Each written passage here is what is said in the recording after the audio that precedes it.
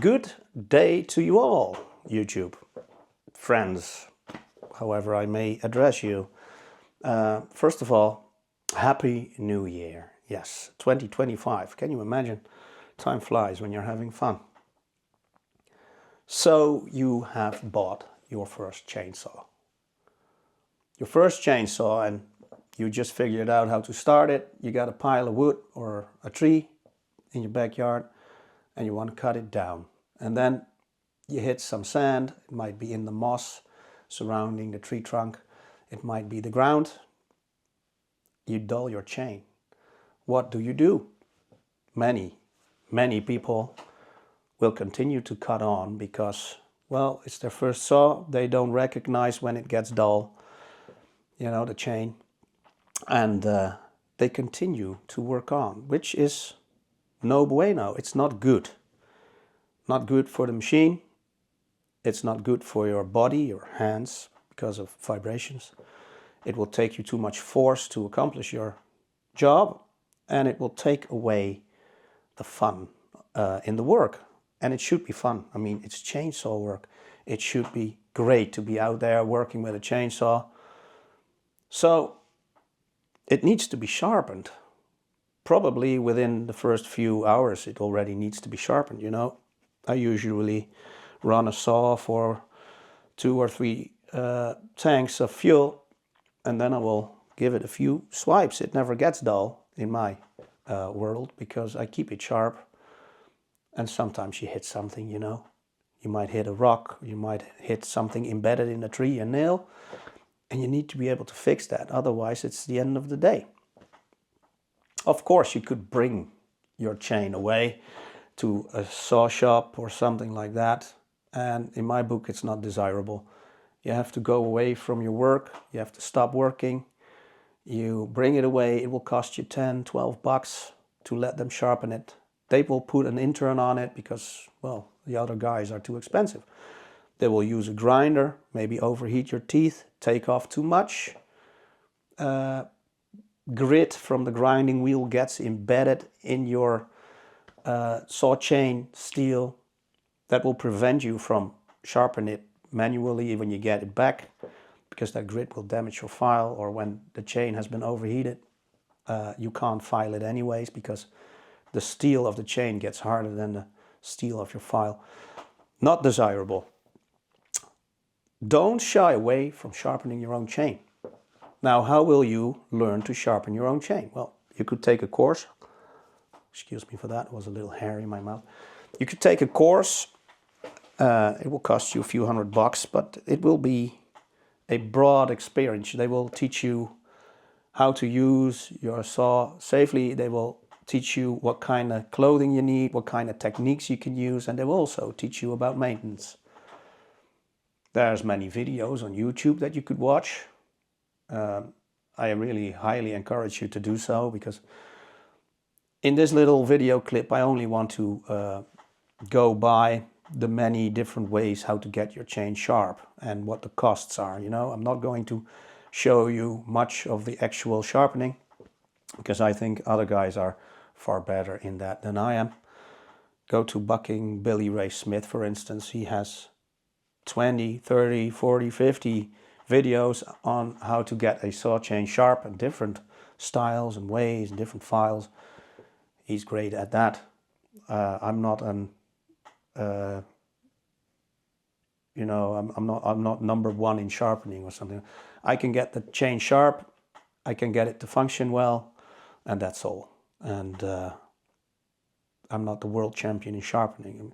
He's better at that than I am. And next to him, there are many others that are really good at sharpening chains. So go to them for more in-depth information on the sharpening itself. I just want to show you a couple of systems that you can utilize, and I will put the costs next to that. I will start at the cheapest one and go to the more expensive options.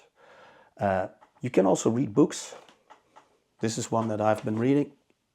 It's a really nice little book, The Good Woodcutter's Guide from Bailey's, a Bailey's book written by Dave Johnson. And it's an old book, but he will in a great way tell you about chainsaw work. Read a book, go to YouTube. There's so many options, but stay away from the saw shop. You know, if there's something really seriously wrong with your chainsaw, larger maintenance, adjusting the carburetor, etc., go to the saw shop. If it's chain maintenance, do it yourself. You can do it in the field next to the tree that you are working on. It will take you 20, 30 seconds, maybe a minute. You'll have a sharp chain and you'll be able to continue work right there and then. It will even give you the opportunity to take a breather, you know. Sharpen the chain, fill the saw, have a little drink yourself, some water or a sandwich. Do it like that and you'll have a very pleasurable day. And you will save out your hands, you will save the machine, you will enjoy the day. That's my mission. So first of all, let's go and have a look at the parts of the saw chain that are really important for the cutting. You know that the saw chain is the most important bit on your chainsaw. You can have the best, biggest saw head, you know, power head in the world. Without a good sharp chain, you have nothing. The chain is the thing that translates the power from the saw to the wood that you need to cut. If that chain is rubbish, your saw experience will be rubbish.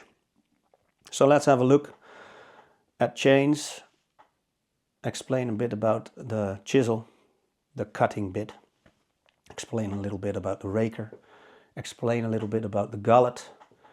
And these things are actually the most important parts. I'll show you. And then, after that, I will show you a couple of sharpening options that you have. And hopefully at the end of this video, you will feel good enough to give it a try. You know, you'll feel confident enough to get a file or something else and try sharpening. And then we are there. You don't need to be a champion at it at first. Give it a try. You know, a badly sharpened chain is always better than a chain that's not sharpened at all. Don't be afraid. Don't shy away. Give it a try. And after a few times, you'll get better at it. And after 100 times, you'll be good at it. Good enough to keep it sharp. Good enough to run that chain until the end of its life. Buy a new chain. Work that chain again. Get it sharp. Well, you get the story. So let's have a look, and that's it for now. See you in a bit. All right, so here we are, back in my little shed, filled up with crap. Anyway, let's talk chains. So, wait a minute, I'll have to, you have bought your first chainsaw. Now, it could be something like this. Usually, you'd buy a 50cc machine, maybe even a bit less, 45 cc's. Consumer's chainsaw. And you will get it like this. It's already pre-assembled. As you can see, everything is attached. It probably has been run a couple of times to see if it runs well. This is how you receive it. I encourage you to always go to a professional dealership. You know, it could be a Husqvarna dealership, it could be a Makita dealership, it could be a Steel dealership. I don't really care about what kind of brand you buy because they're all great. I have all the aforementioned brands. I got them. I worked with John Surratt, Dolmar.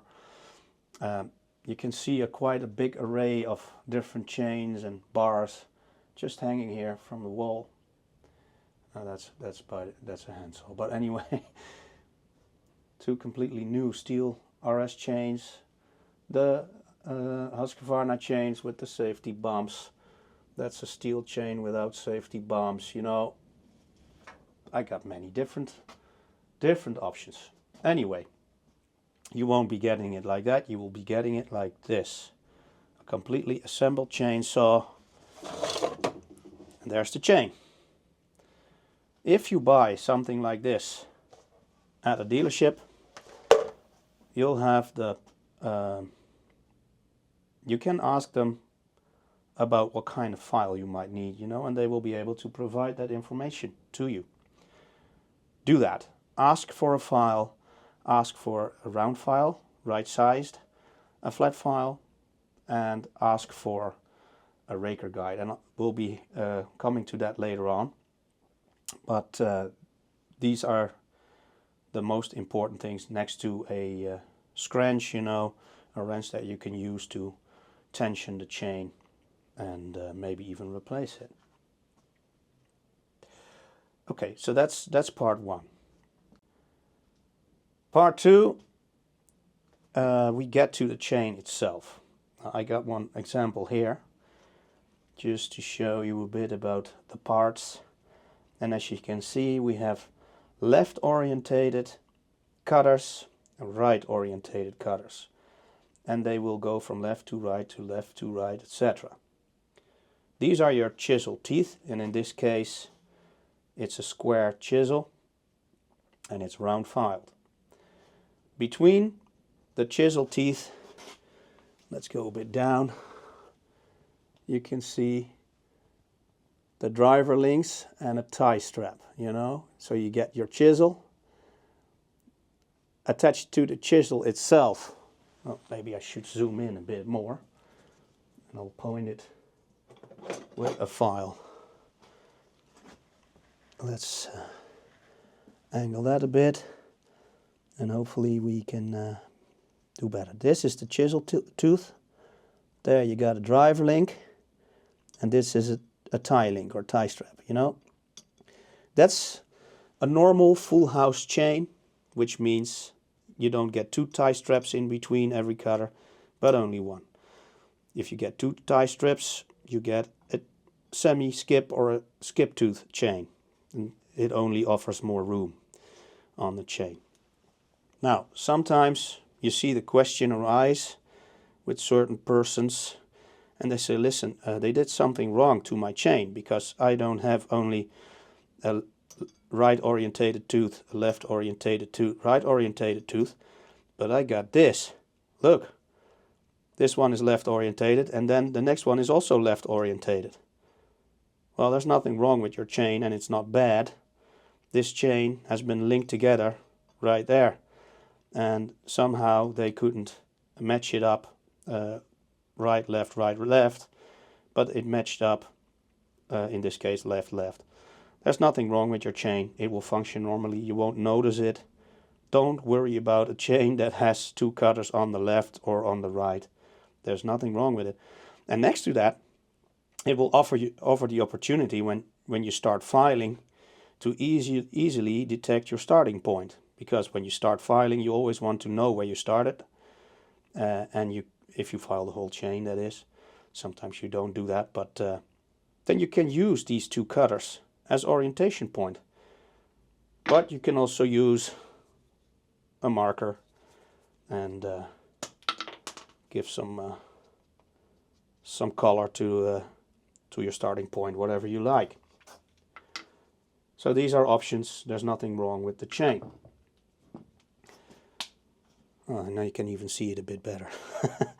The driver links is something that is connected to the length of your bar. So the bar always has information, and that information will tell you exactly how many driver links you need your new chain to fit on that bar and the saw. So they count the driver links, the little pointy bits that will ride in your bar groove.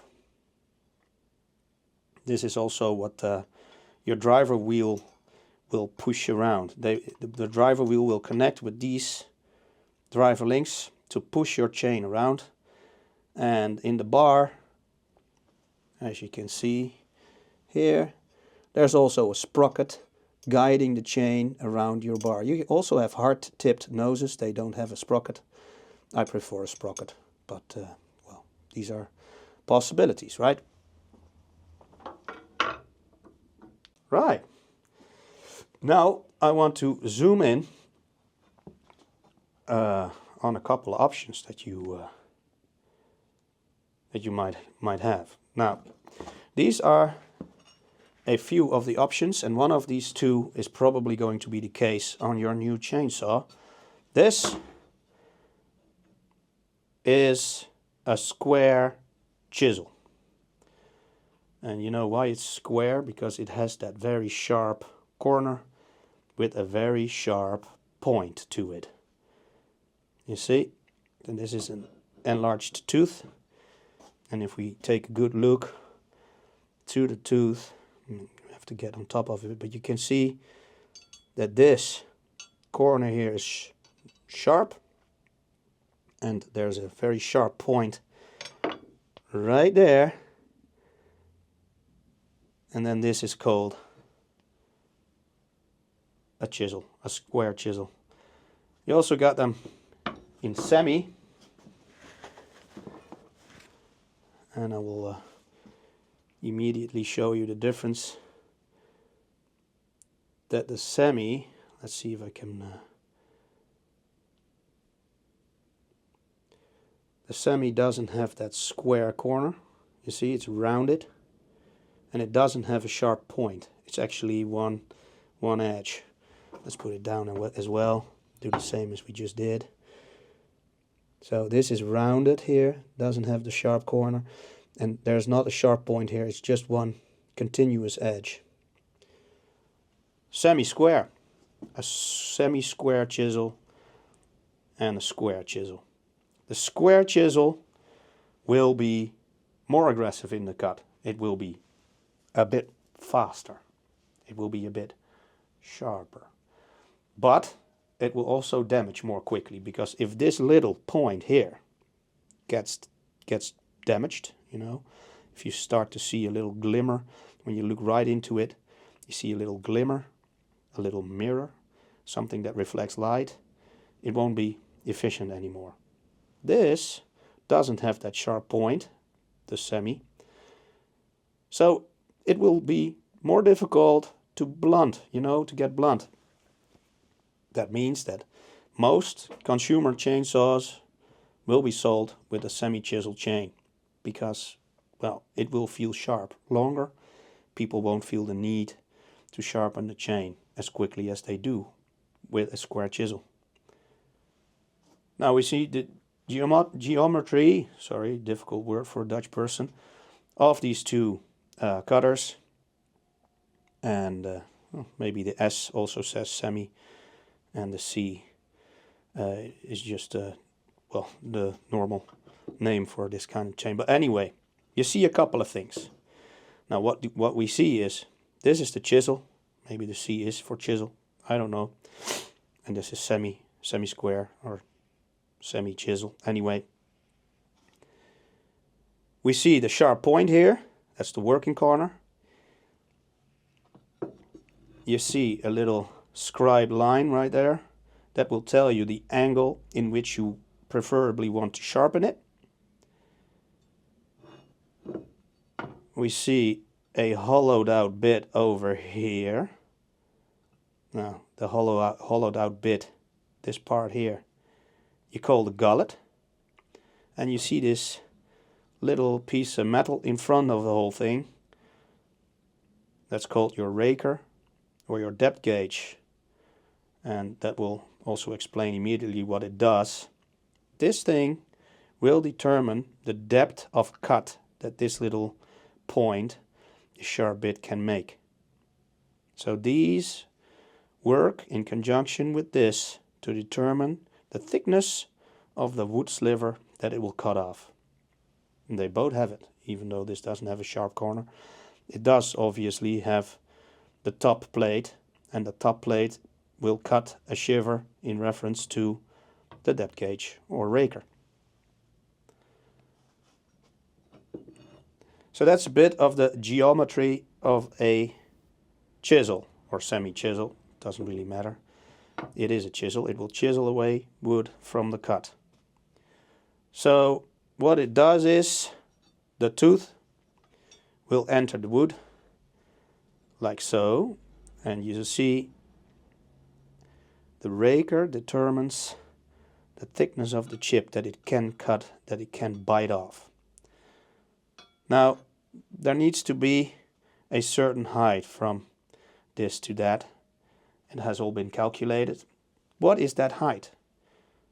Well, that height usually is on the box of your chain.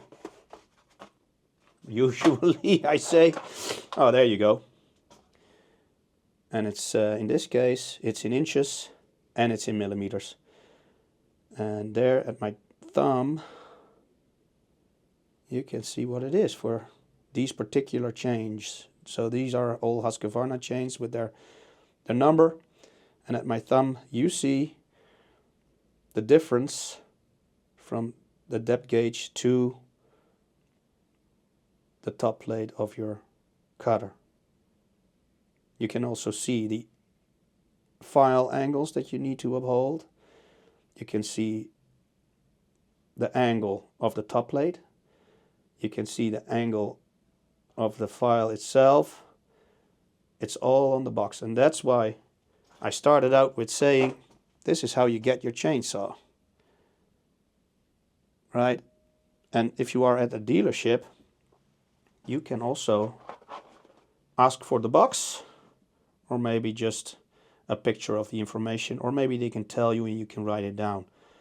What is my top plate angle, right? You can already see it here in the scribed line on top.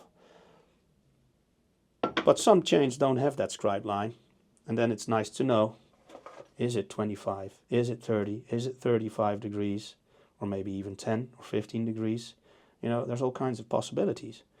And you also want to know, do I need to keep that file up or down a little bit, or do I need to keep it square to my my bar? You want to know it. The raker depth, well, we've got a little gauge for that. So you don't need to know too much information about it, but just get the gauge and use that. I'll show you later on. File thickness is also something that's really important. It's also on the box. So when you go to a dealership, try to get a box like this.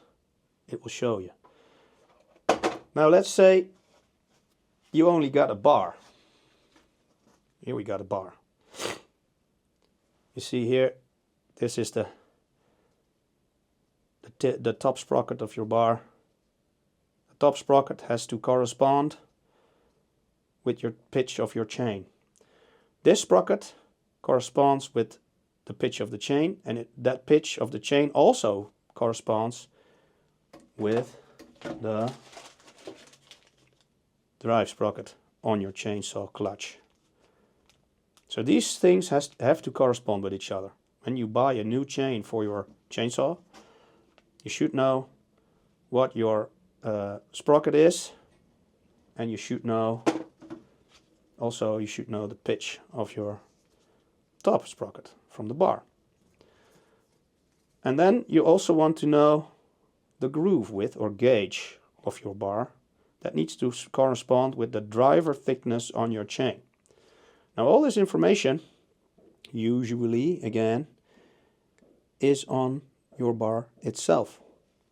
And you can see here the thickness of your, there you go, the thickness of your bar groove that needs to correspond with the thickness of your driver. It depicts the number of driver links for this bar.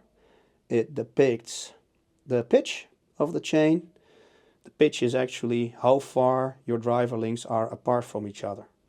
That's pitch. The gauge is just the width of your bar and the width of the driver links of your chain.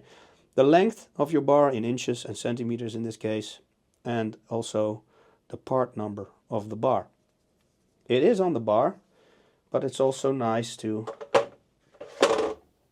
save these things. You know, new bars get delivered usually in a nice sheet that contains the same information. So in this case it shows on what kind of chainsaw this bar will fit, because you could marry a still bar to a Husqvarna saw, for instance, but not vice versa, because of the bar mounts. And also the oiler holes have to correspond. Anyway, you can read on this thing that came with your bar, you can read all the information. This bar is 15 inches long. The bar groove width is 0.050, so that needs to correspond with the width of the driver links. You can see the pitch, 0.325 inch. The number of driver links, 64. It works, apparently it works well, or no, it contains a 10-tooth top sprocket. You can play with these sprockets, by the way. You see, a sprocket like this, you could buy a 7-tooth, but you could also buy an 8 or a 9-tooth. I do not advise you to immediately go and change these parts. Just work with them for a while. And if you have an overpowered saw head, for instance, a big saw with a very small sprocket, well, you might be able to put a bigger one on it. You get more chain speed. Chain speed is nice in some situations. Torque is nice in other situations. So don't go replacing these very quickly. You know, be careful with these things. Now that's a bit about the geometry. As a consumer, I think you'll be most happy with a semi-chisel cutter, because, well, they're not so fast, but they also don't get dull so quickly. They're just a bit more easy to work with. You don't have to make sure when you sharpen them that you restore that very, very sharp point. You know, the very sharp point is not an issue with semi-chisel. So there we go. That's a bit about the geometry. Intervention number 1. Before you start prepping for filing, there is something you could do to help your files stay healthy longer. What I always do, what was taught to me when I worked with my uncle in Canada, you clean off your chain before you begin. Now, you don't do it with a brush or anything. The way I do it is I start up my saw, I cut into a clean piece of wood for a bit, and then I shut off the engine. So I will actually dry up my chain in the wood, clean off debris in the wood, shut off the engine so no oil gets pumped onto the chain anymore before I start filing, because chain oil is the enemy of your file. The drier your chain is, the longer you will do with your file. It's a money saver, and I learned it somewhere in 1998 when I had my internship in Canada. And my uncle is an old timer, so he knows how you should do it. So this is one of those lessons that I learned. Secondly, you clamp your saw into what kind of device or vise you have. Where do you start? Debatable. The books, they say you start at the shortest tooth or the most damaged tooth. You know, if you hit something, there's always one tooth more damaged than the others. You sharpen it up and you will make the rest an equal length. But as we already discussed, or maybe still have to discuss, I don't know, it does not really matter. It doesn't really work that way. As long as you adjust your depth gauges accordingly to the height of its own chisel. When those two elements within one tooth are in balance, it doesn't really matter how long one tooth is compared to the other, in my opinion. Also in the opinion of others on YouTube.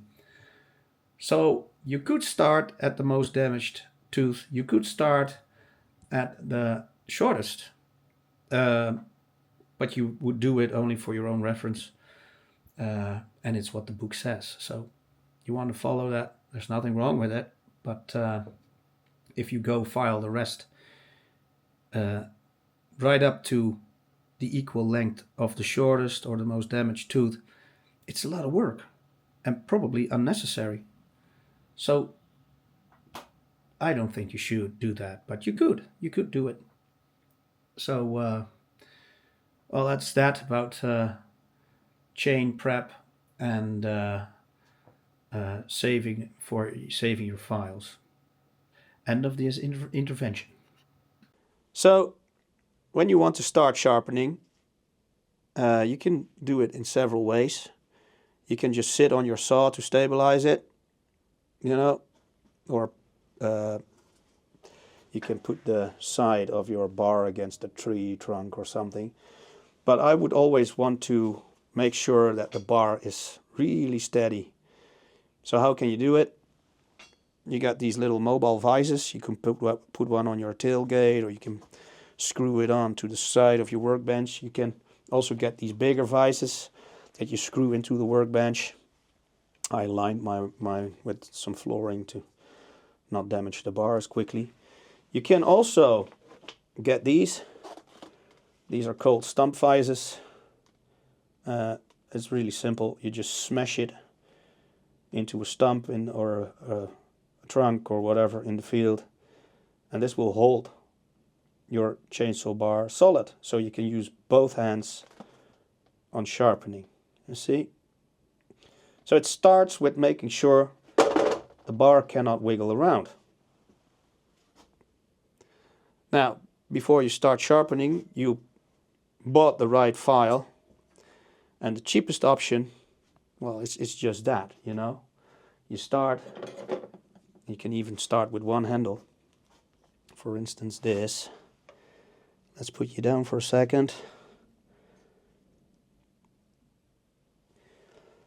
You can start with one file and one handle, and these handles, you can push them real hard.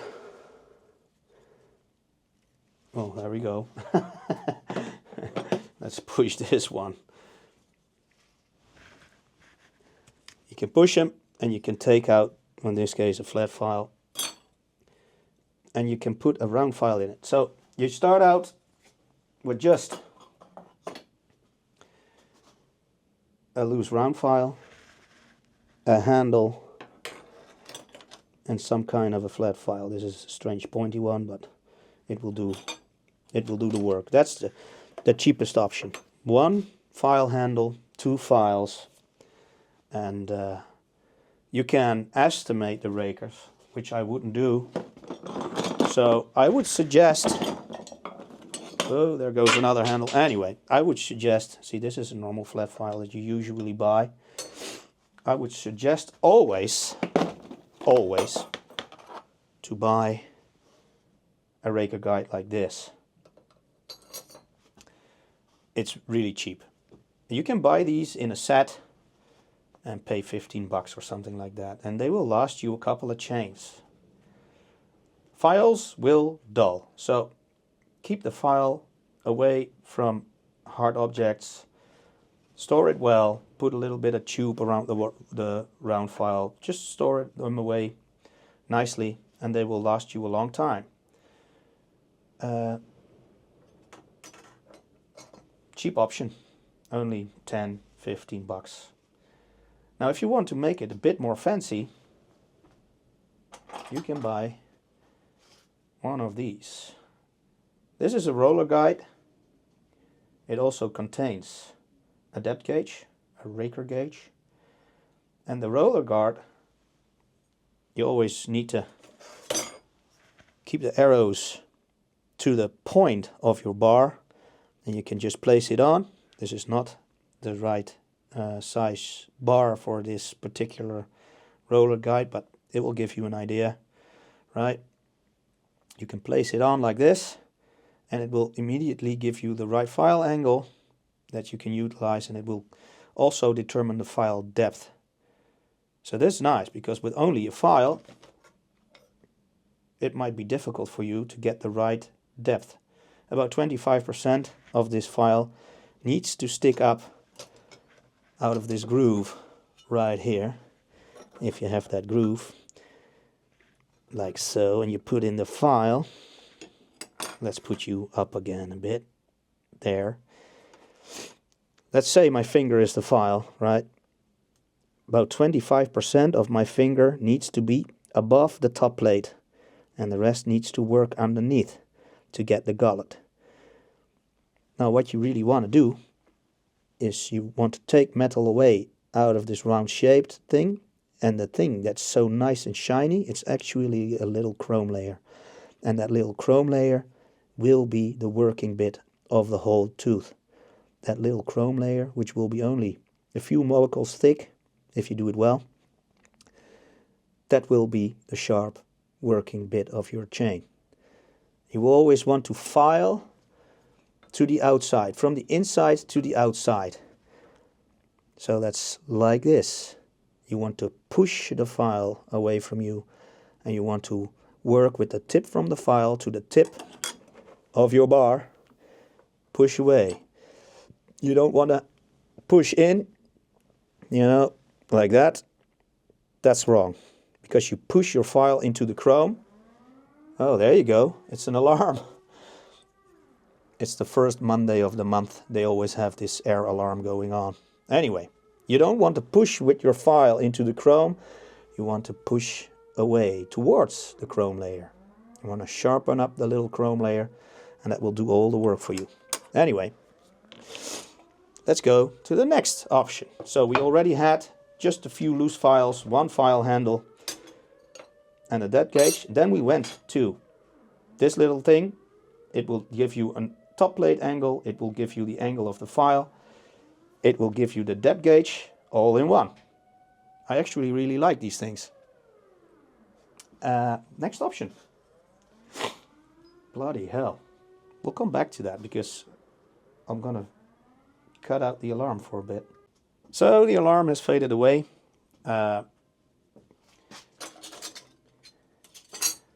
First option, right?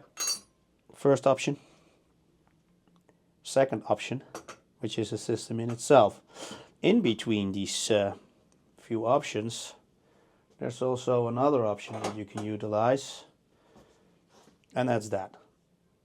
You see, it's a little plate that you can attach to your file, and on the top of that little plate, focus, you can see the angles, right? Angles. It will tell you the file size, it will tell you the pitch, it will tell you all kinds of stuff. This will just write on top of the chain. So you don't write on top of the gauge itself. No, you will write on top of the chain. And I can show you later on a bit. This is a bit of an in-between solution, right? I will say always buy the depth gauge anyhow, but you can put this on your file and be sure that the depth of your file, if your raker height is correctly, the depth of your file will be okay and the angles will be okay. If you don't want to buy this, you can also buy a little angle guide with magnets like this. And this little angle guide will magnetically attach to your bar, and the angles will be on top of the plate. You see, you just follow the little line. And you can buy these in several angles. You can buy them 25 degrees, you can buy them 30 degrees, 35 I guess. You just attach them to the side you're working on, and then you can just follow the line with your file, your loose file. So that's also an option. Right. Next option. The next option is something like this. This one is made by Pferd, and let's see if I can get the camera to focus a bit on the information, but there's your information. 3/16 inch file, 4.8 millimeters, and it's for a 0.325 pitched chain. the angles are already in the handle, you know. And when you file, again, you file always away from you.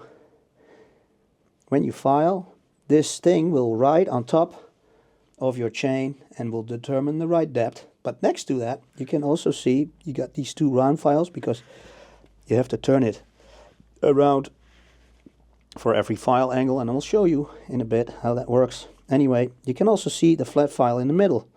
This flat file will immediately take care of your rakers, you know, your depth gauges. It will take it down to approximately the right depth. Some people are a fan of these and others hate them. Well, I can say I sometimes use these things, especially when the chain gets damaged, when you hit a nail or something else that's really hard and you get a lot of damage. These things will get a chain into reasonable shape quickly, and you can fine tune with just a loose file or just a loose flat file. You can adjust it, but these things will reasonably well shape your chain. And you got them in all file sizes, because this is 3/16, right? Steel also makes them in their own colors. This is 1/4 of an inch, so this pico-micro file size, 3.2 millimeters. And you can buy these for every size chain, and I like them, especially the smaller, thinner chains. That 1/4 pico-micro chain is really small. So it's really difficult to see the cutter, it's really difficult to see the file, it's all really difficult. This thing, it will make a decently cutting chain, in my opinion. But everybody has their own opinion, right? Anyway, these are, here at least, these are 35 bucks. So yeah, they cost a bit, but they last long, and they will give you an averagely well-cutting chain. I wouldn't shy away from them. I like them. When I want to make a chain really fast or really aggressive, you cannot use them. But these are for average results. These are great. And I highly recommend it to people who are a bit afraid of the right angles. You know, I can show you a bit. Here's your bar. This is the top of your bar. You will file away from you like that. It will, as long as you will keep that thing in a 90-degree angle, it will be okay. It will determine the right file depth. It will determine the right height for your depth gauges. The handle itself will give you the right angle for the top plate. I mean, you cannot ask for anything more, right? For 35 bucks, I think this is a great solution for people who are afraid for all these angles and stuff. This thing will organize it all for you. So that's a good option. And then after that, you know, you can get into real fancy stuff, like for instance this thing. It's a steel guide that you can screw on to your workbench. It's not really for in the field anymore. You can insert a little file in here. You can put all the angles for the top plate and the height of the file and the amount of material you want to remove. You can all put this in this little machine. It's the Steel FG2, I think. And it will use the loose chain. So you can also buy a thing like this that attaches to the bar of your chainsaw. Might be the FG3 or something like that, or maybe the FG1. I don't know. But anyway, you can get them for on your bar. This one is to attach to your workbench. It will clamp in your chain. You can set all the angles and it will give you a factory result. So it will be so steadily that the result for every cutter, also the length of every cutter, will be the same. The only thing it won't do, at least in the description it says it will do it, but the rakers. The rakers are really important. I would use a loose file on the rakers, again with a little depth gauge plate. And it doesn't matter if you buy a loose blade or if you have a thing like this, it doesn't really matter. Anyway, to straighten out a chain, this is a great thing. Now you can get a timberline thing as well. It screws on the top of your bar, and it uses little grinding stones or something. You can buy Dremels. I wouldn't do that. A Dremel with an angle attachment. You get the same thing as bringing your chain to a store. You might overheat the teeth. It might take off too much material. If you make a mistake, it's damaging to the chain because it goes quick. Stay away from these engine-powered stuff if you are a beginner. You know, just use something. The great thing about this is you can compare it to a store grinder, but it's manual, you know, so it goes really slow. And if you make a mistake in setting, for instance, the angle is not set right or something like that, or the depth of your gullet is not set right, you will notice it quick and you can adjust it without too much damage. So this thing, I don't even remember what I paid for it, about $120 or something like that. It is expensive, but it's worth it. It's worth it. So that's also an option. And these things are great, but you have to take the chain off the machine. That might be too much of a hassle, you know. So my recommendation, especially for field sharpening, out of these systems, for beginners, would be these. Because the filing result is average, so that's better than nothing, right? And it's quick. It's almost impossible to do something wrong with the thing like this, you know, and you can do it in the field. It will take you only a few minutes and your chain will be ready again. And after that, if you don't want to buy something like this, use this. Bit more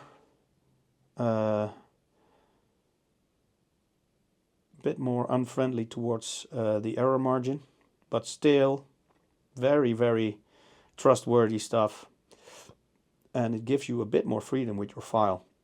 You can change the angle a bit, you know. If I have this on the chain like so, and I got my file riding on here, I could do a bit like this, you know. I can change the angle a bit if I so desire. Now let's put a saw in the vise and show you a bit, right? Okay, so I got this 550 Mark II in the vise. This is a brand new speed cut assembly, 3.325 inch pitch, and the gauge is, I don't even know, 0.058, I guess. It will be on the bar. Let's see if we can get that visible. There, in the white writing, it's on the bar. Can't get it to focus, but so if you don't really know your pitch and gauge, you can look it up and it will tell you the information you need to know to find a corresponding file. So you got this chain here. When you put it into your vise, make sure the chain can rotate freely. See, also make sure that you don't hit any metal parts of your vise, because that could damage your chain as well. Rotate the chain, see if that goes easily. Try to find two of these chisels that are on the same side, and if you can't find that, just mark one tooth, you know, that will tell you the beginning.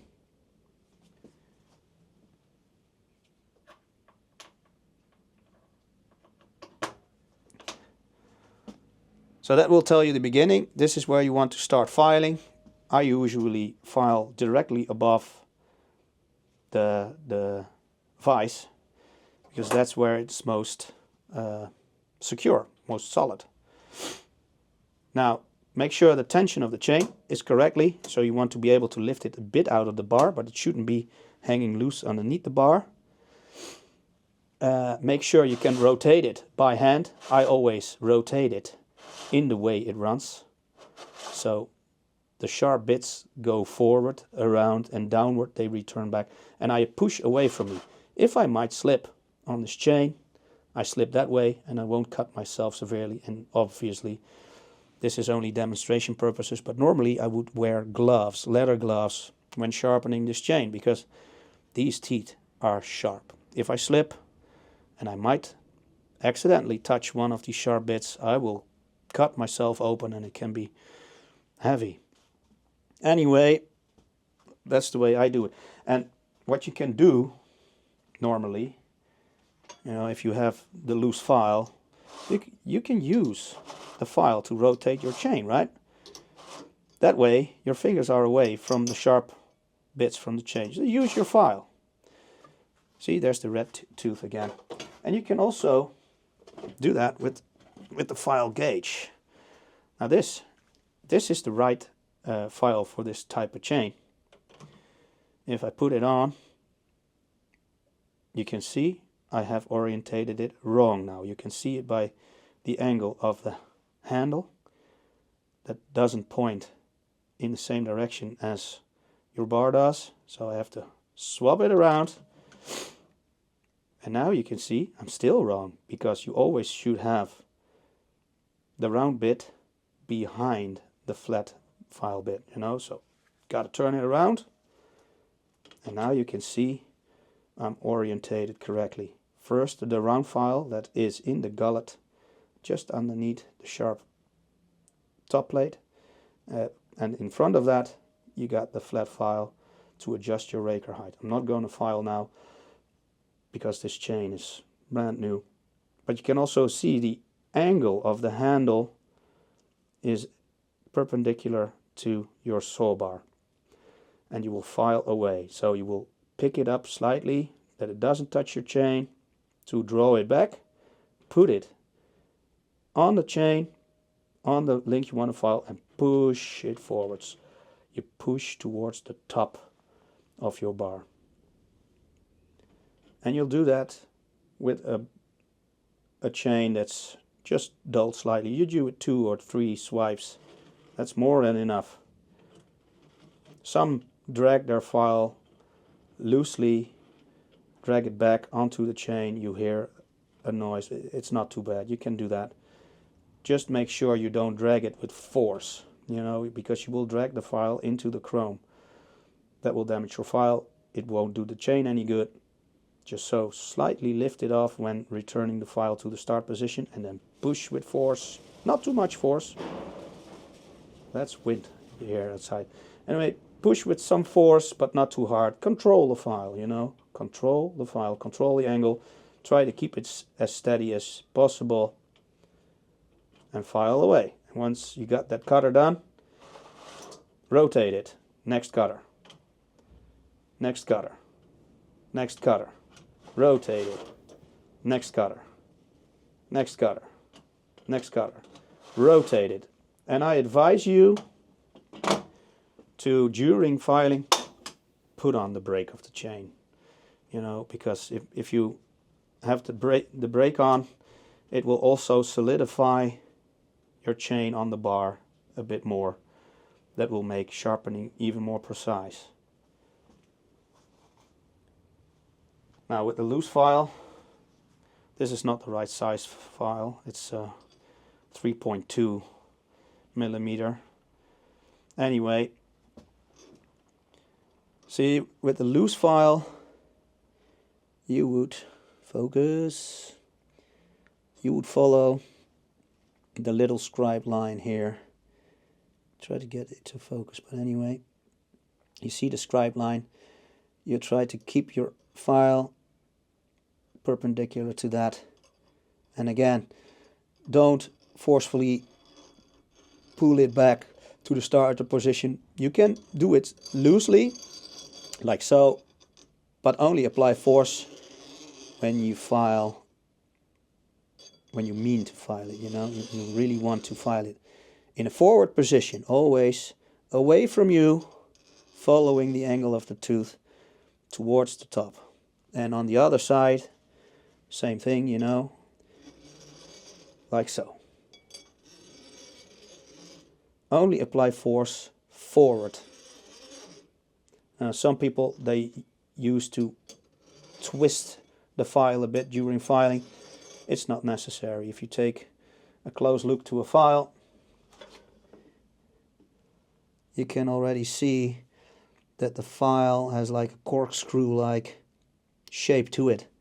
So the twist that the old-timers used to get even wear to the file, etc., and it's already built in to today's files. You don't need to twist it. Just keep it at a 90-degree angle, you know, like this, not like this, not like this, 90 degrees to the bar, or 45, I don't even know what it is, but anyway, follow that little scribbly line on the top plate and don't go too deep. Make sure 25% of the file is sticking out above the top plate. And use the right sized file for 0.325 inch chain. Usually you would use a 3/16.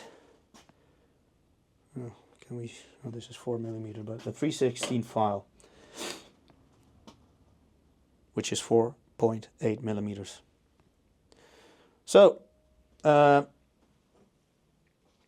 we can also show you how this device works. I don't know if this one will exactly fit on this chain because it's an Oregon chain, but anyway, here we go. Right now, if you take a good look at this little device, you can see those arrows.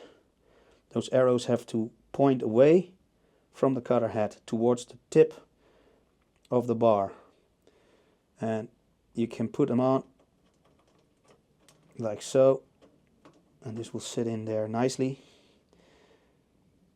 Now this thing will give you an angle. You can even bend this depth gauge against your bar for extra rigidity. There. And you can use that thing. Now I don't know what size file it is, but anyway, you can see it will give you an idea of what angle to follow, and it will make sure your file doesn't go too deep, and it will also make sure that if you wiggle up and down a bit, you cannot do that too far. You know, it will give you somewhat of that 90-degree angle. It will solidify the chain a bit, and it's great, but it doesn't do anything with the depth gauge, the rakers. That's something that people forget. It's also another reason not to bring your chain away for sharpening, because what they often do, especially the young ones, the interns, they will definitely sharpen these teeth. They will grind that away half or maybe even more. Only 2 times you can throw away your chain, but what they often forget is to bring down the rakers accordingly. Now every other time that you sharpen a chain in a normal situation, or if you heavily damage a chain and you have to file away all the damage, you immediately have to check the raker height. Is it still the right height?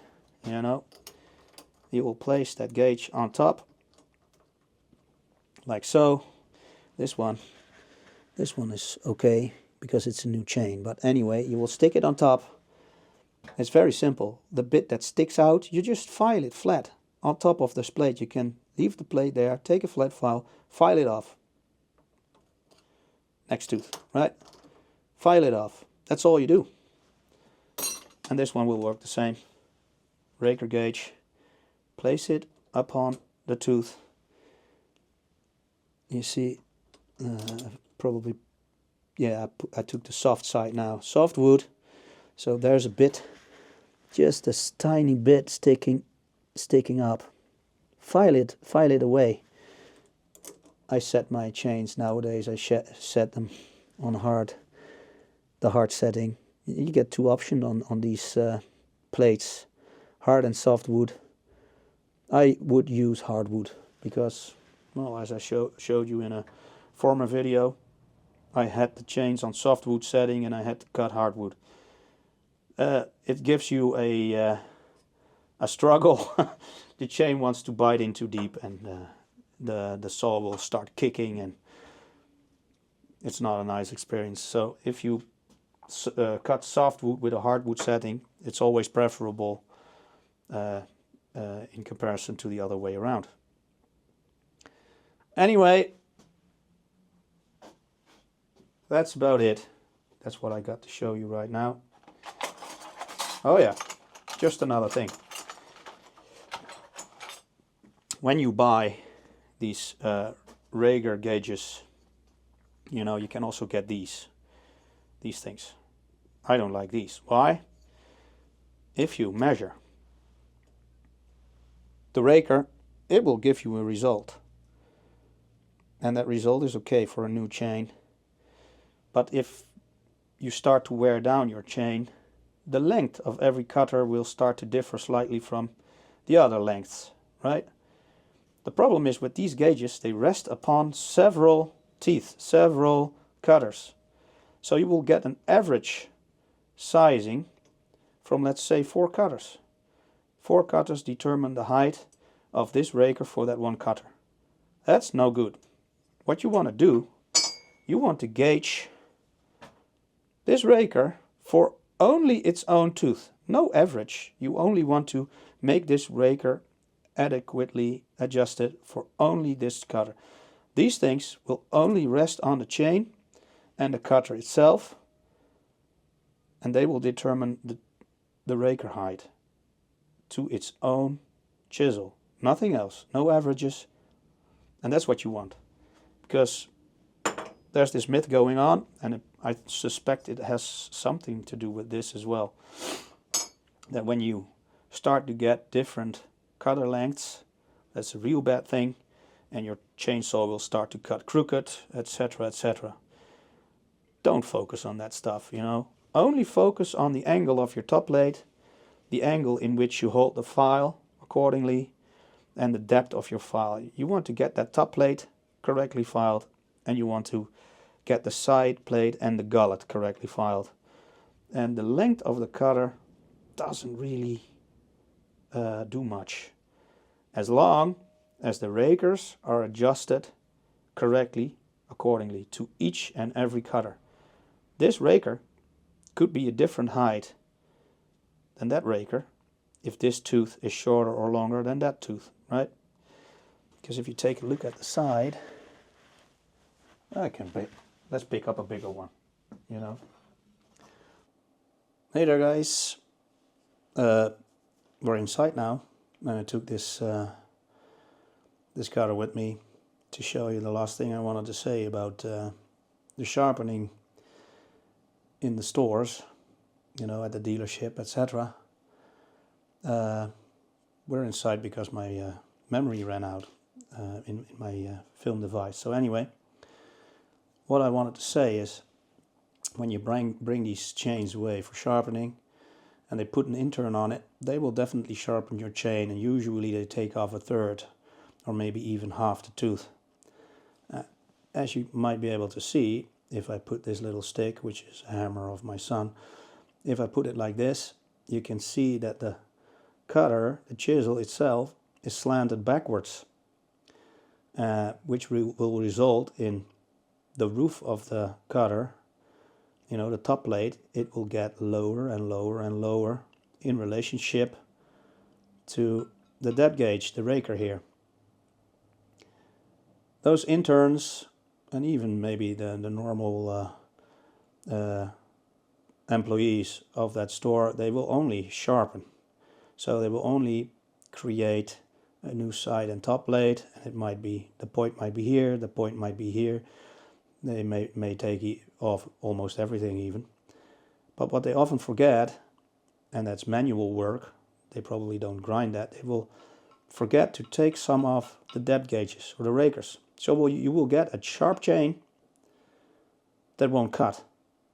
It is sharp, it's correctly sharpened, but it won't cut because the Rager is still the old height, and it will not allow wood to get to the sharp bit of the chisel. It will stop that from happening.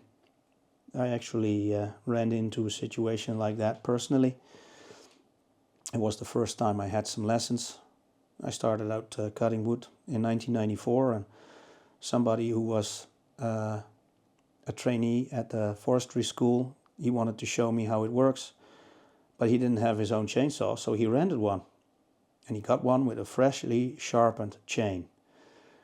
And it didn't want to cut wood. So he brought it away and he said, "You gave me a dull chain." And the guy behind the counter said, "No, I gave you a sharp chain." And they were actually both right. Because the chain was sharp, but it wouldn't want to cut wood because of the depth gauges. So that was quite fun. It was a real great way of learning. When you sharpen your own chains, you will be able to stop that from happening. First of all, you will only file what is needed. You will not file all the teeth in the chain exactly the same length compared to each other. No, you will only file it until it's sharp, and then you will take off some of this depth gauge / raker for its own chisel. Not an average of several chisels, only to its own. And you know, when every cutter, if it's long or short, doesn't really matter, takes off the same amount of wood on every side of the chain, you probably will not cut crooked. I can't see it happening. If you still cut crooked and everything is all right with the dimensions of the chain, you'll probably have to look at your bar. It's probably worn out. The chain will sit crookedly within the hollow of the bar, and that will make the crooked cut, probably. But if you get the correct difference between depth gauge and this sharp pointy bit here, they all should take the same amount of wood left and right, from teeth to teeth, tooth to tooth, I mean.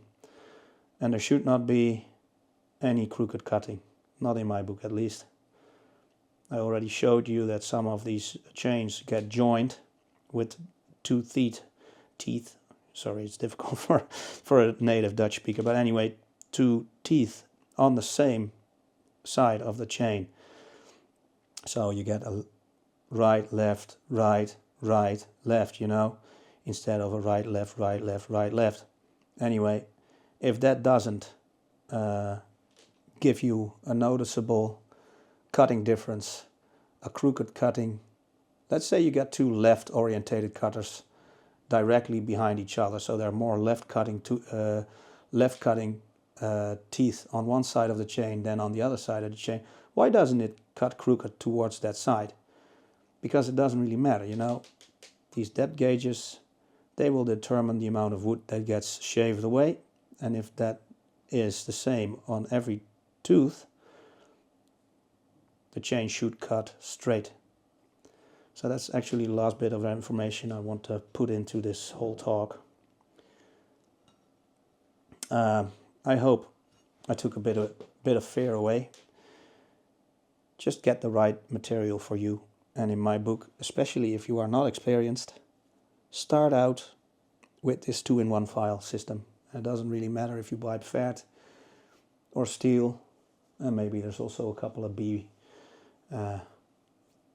brands out there. Anyway, what these things will do, and also the little plates that you can attach to your file yourself, or the little roller guides that I showed you, what they will do is they will train your muscles to get into certain angles, right? You will learn how to keep the file straight.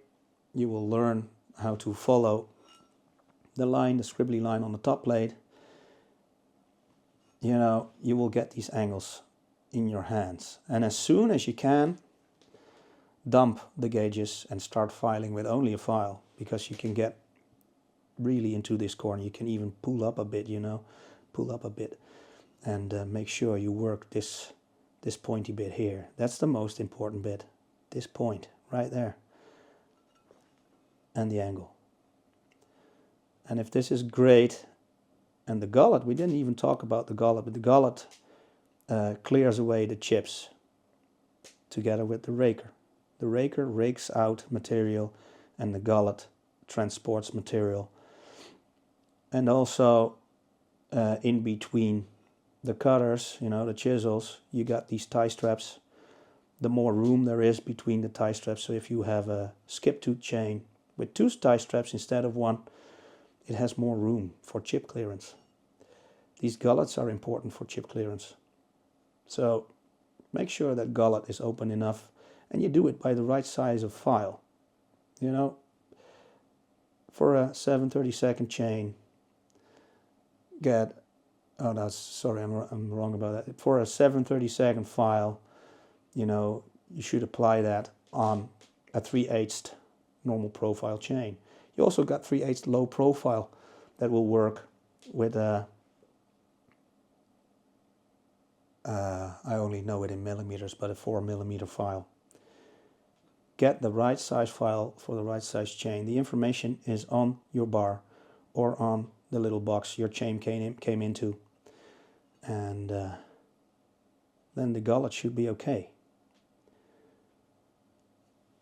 Gullets are important. This point is important. The depth of your depth gauge or raker is important, and get these right. Start your training with these guides, and as soon as you develop some muscle memory, dump the guides and try to freehand. And listen, it doesn't really matter if you get it wrong at first, if your file goes a bit too deep, or if your angles are off a little bit. That chain will still cut. It won't be as efficient, but it will always be more efficient than a dull chain that you refuse to bring away to a store to be sharpened for you. Try it out. If you screw it up, you can always fix it, and if you can't fix it anymore, you can get a new chain. But it's really difficult to screw up a chain so badly that there's nothing to fix anymore. Try it out. Just try it out. Grab a file, practice, see how it cuts, and usually the result is better than the dull chain you were left with before you started trying out the sharpening. Don't be afraid to sharpen, and do it yourself. Learn the angles, learn what it does, you know, if you make a sharper angle or less sharp angle. A sharper angle on the top blade will create a weaker point. A weaker point will chip off sooner, so the chain will dull more easily. And not enough top blade angle will create a slower cutting chain. But these are the worst things that can happen. So if the point breaks off, well, you'll just have to file on a new point a bit sooner, you know. And if it doesn't cut quick enough, in your opinion, try to make the angle a bit more sharp, you know. Go from a 25 to a 30 degree. But this line, that's the line that the fabricator, you know, the producer of the chain wants you to follow. So usually if you just follow that line, you're okay. And you will file manually, so if something goes wrong, it won't go quick. You'll have enough time and enough material to adjust it to better your angle, you know. Adjust it, try it out, measure with a gauge. Measure this raker height according to its own tooth, and you'll be in good shape.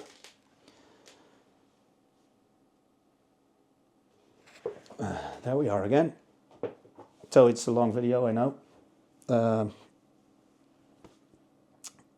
My goal is just to take away the fear for sharpening. Don't be afraid. Do it yourself, and do it often. Take a few chains, screw one up, doesn't really matter, and practice, practice, practice. I'll bet within a few weeks you're an average sharpener already, and you'll be able to bring that chain back to life. You don't have to worry about bringing it away. You don't have to worry about too much vibration, too much struggle for your saw. Make sure it stays sharp. That's the message. And again, a very happy new year, 2025. Make it the best year of all the years you'll have already seen, and we'll see each other the coming year, hopefully more often than last year. I had to find some room to make these videos, and I get better at that, so expect some more videos of me this year than last year, and we'll make it happen. We'll make it a nice, beautiful year. Bye bye.